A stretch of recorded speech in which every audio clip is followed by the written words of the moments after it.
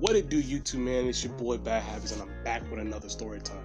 Now, the last story time, in the last story time, I talked about how I fist fought the guy that got me jumped.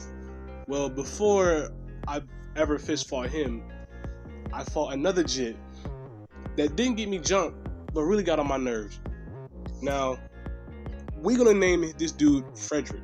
Now, back in I believe 5th grade, I believe this is 2013, 2014. This kid named Frederick, not Fred, Frederick. This kid Frederick kept getting on my nerves. We stayed in the same neighborhood and shit, so me and this dude Frederick was always at each other's neck. I didn't really hate the dude. It's this dude had it out for me, right? I'm not sitting there saying that I don't cause shit. Yes, I do cause some shit, but that's in the later story times. But this dude Frederick had a bone to pick with me. Now, there was this girl. I forgot her name. You're gonna name her Jessica. There was this girl, right? Thick than a motherfucker. She was bad. And understand, nigga, I'm 19, and this happened when I was in elementary school, so the girl's about 20, my age now, 19, at least 20, so it doesn't really matter. So this girl was bad, right? And me and Fred, I had a crush on the chick. Frederick knew that I had a crush on the chick, and he had a crush on the chick, right? So every time we would come around, I'll do some goofy behind stuff, because I was a goofy behind dude. She wouldn't laugh, but she wouldn't laugh at me, but she would laugh at shit that I would do to Fred, and it would be the funniest thing to me. You don't laugh at my personal jokes, but you laugh at shit when I fuck around with somebody else, which is hilarious. It's how's that? How you gonna sit there and act like that and shit? But it turns out that this girl had a boyfriend that was in the 10th grade, and it's the nastiest shit. That's the nastiest shit ever. But that's besides the point. So one of these days, me, Jessica, and this dude Fred are walking. Now, Fred doesn't like my ass, so Fred is always eyeballing me and shit. So I'm not saying, I ain't saying nothing about it. So I just make a kind of joke, like a weird goofy ass joke towards Fred, right? Because Fred was a small, not a small light skinned dude. He was my size, my height, my weight, everything back then, and he had the ugliest of fades, bro. His fade, he had literally the longest, the furthest back hairline with a fade. It was the funniest shit. His hairline was so far back, for real. If that freaking hairline had to speak, bro, it had to yell in order for someone to sit there and hear it, right? So we sitting there talking, and I make the funniest joke about it. I made a funny joke about his hairline and shit. And understand, it's not the only thing I can talk about, because even though I was poor, I still found ways to make and get some entertainment. And I always found ways to do this. And now don't get it twisted. I'm not the dude to just roast people just to hurt their feelings. I roast people just so they can roast me back, so we just have a good ass roasting session, and we both can have fun roasting each other and shit. I don't want to sit there hurting nobody's feelings when I do this shit. So I was a jit, so I didn't have no type of censor. I sit there and just roasted the shit out of anybody. So we sitting here, I roasted shit out of him. Fred roast me back. He was talking about my shoes, because I wore some busted up freaking Nikes that day, because I was bored as shit, and it was a Saturday, so we was outside playing. But he talked about my busted up Nikes, and I talked about his entire house. Nigga, when I tell you this dude's house was fucked up, every time I would go over there or walk past his house when the door was open, you could see how dirty the floor was. You could see the dirt on the floor. I never seen piles of dirt on the floor. And the funniest part is, the houses that we stayed at were nice houses. They weren't bad. They're everything was perfectly fine. It was small, but it wasn't that bad, right? So we sitting there chilling, and I talked about the dude's house. Now, this is where the roasting escalates. Now, I'm not sitting there saying that I just sat there and just full on just went in on this dude to hurt his feelings. Again, I'm not that type of person. But when he said some shit about my brother, I said some shit about his moms. Now, understand, this is fucked up, and I should be ashamed, but I didn't have no censor back then. I didn't give a shit. His mom was, how I say it, she wasn't like special needs or anything like that. She was handicapped. She was in a wheelchair, right? And I remember exactly what I said. Like, and I remember exactly what I said. I was like, you know what's funny? It's like my house doesn't need a freaking ramp for someone to go in, and especially when that ramp leads to a freaking grave and shit. It was fucking dark. It was fucked up and shit. Like, and I sat there and said this afterwards. It's like, not my fault that your mom can't walk up the stairs. And that shit made Jessica laugh, but made Fred mad as shit.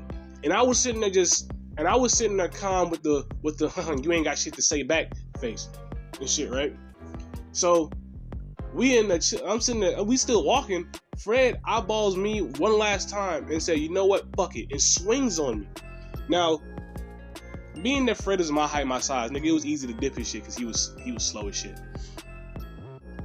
Right? And I was in football, so I was sitting there, you know, I was with the quickness.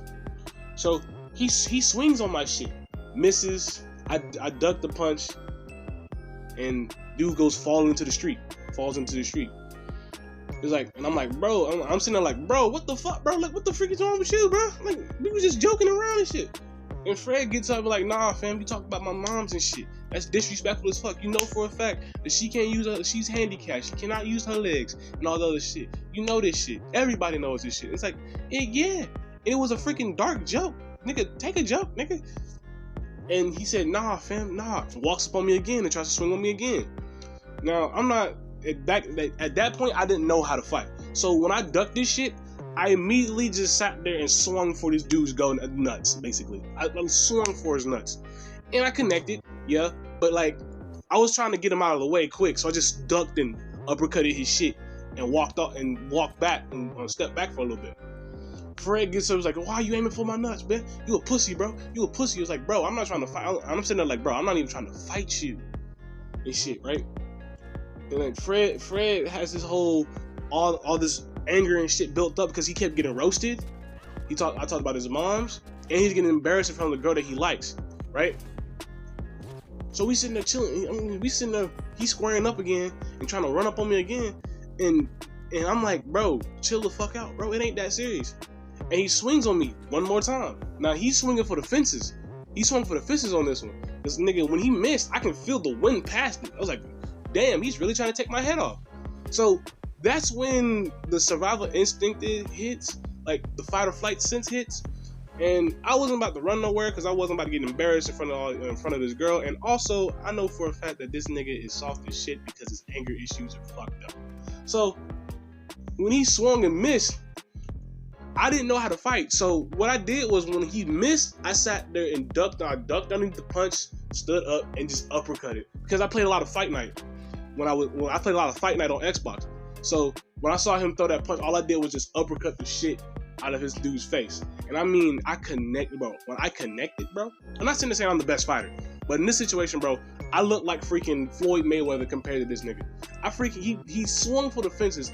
I just ducked and like freaking Mike Tyson his shit, uppercutted, clean as fuck on the chin.